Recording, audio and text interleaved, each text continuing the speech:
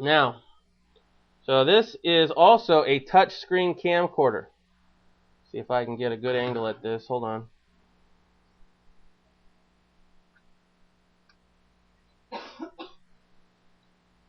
Okay, so here's the touchscreen camcorder area. First of all, I'll go ahead and turn it on. Do it clockwise. You'll hear it ding, and there it comes up. Now, right now I have the lens cap on. You should know how to take a lens cap off, so I hope you won't have to explain that. But it has basically some buttons that you just push in a little bit, and there you go.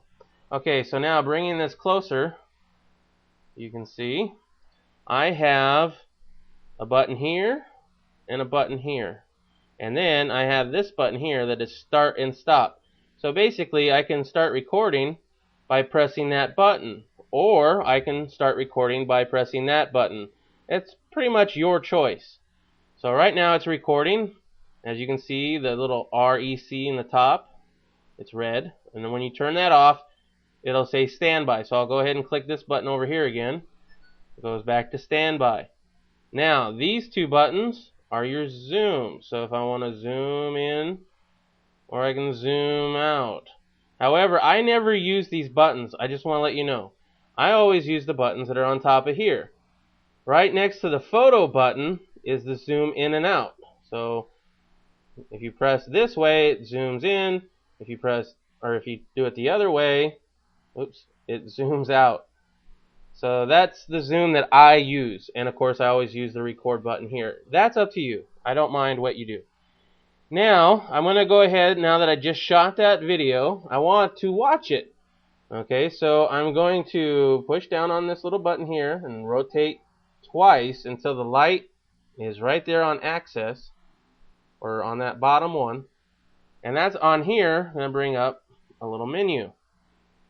Now this is a touch screen. So these arrows that are right here, you just touch with your finger and it'll scroll up. Touch again, it scrolls up again. Don't have to push hard, but you do need to give it a little bit of pressure, but not much. So I'm going to go to the video that we just shot, which is right there, and I'm just going to touch it. Now watch. When I touch it, it plays. Now here's the stop button, so I can just, if I want to stop playing it, I just hit that button. If I want to rewind it, I press that button. That's the pause and play button right there.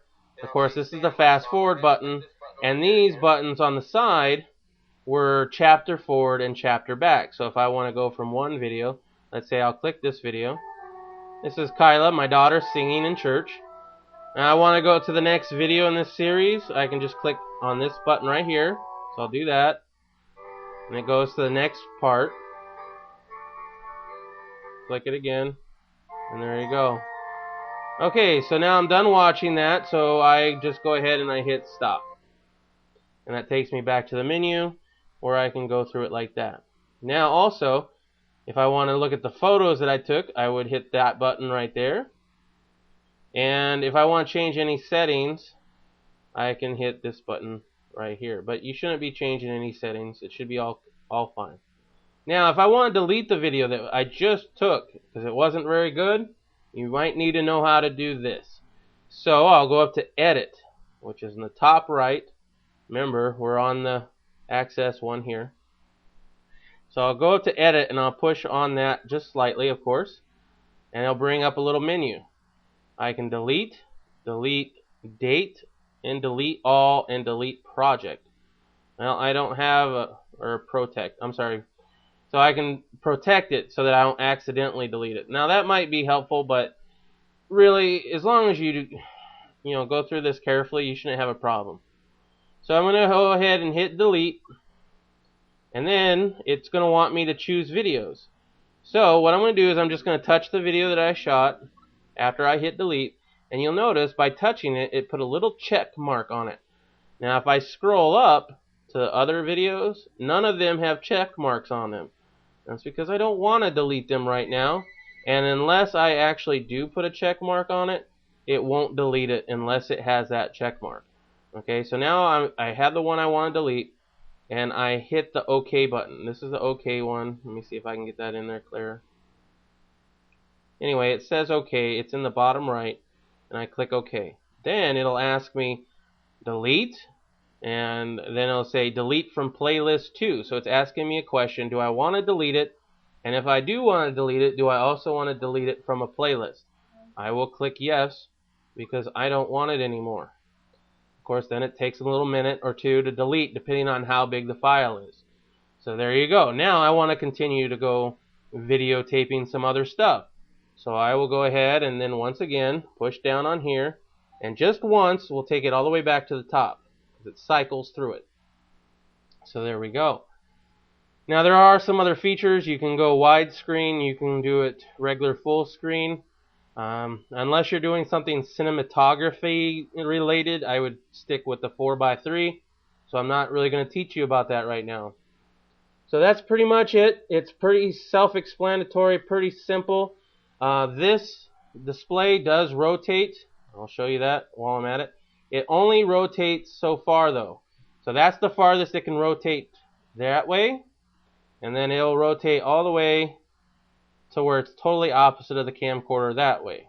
So that you can do a self video, kind of like this. So now you should be able to see me looking at you. Ooh, pretty cool. Now let's say I want to take a video of Heidi, but she's sitting over there. And I don't really want to turn my whole body, so what I'm going to do is I'm just going to now put this back, just like if I was to close it. Well, there you go. Now I can go over here and videotape the fabulous Heidi. And so I can kind of videotape around a corner. That's pretty cool. And in order to put it back to normal, I just bring it out and then turn it around and then put it back. And there you go. Now, also, please try to remember to turn it off when you're done. I have personally forgot to turn it off many times, and you don't really have to worry too much, because if you do forget to turn it off, it does have a power safe mode. So about 5 to 10 minutes after you've closed the viewfinder, it will turn itself off to save battery. So that's nice that they did that. Also, I did want to show you night shot. So, if it was really dark out, and I can't really do this right now, but I will have it on the video itself.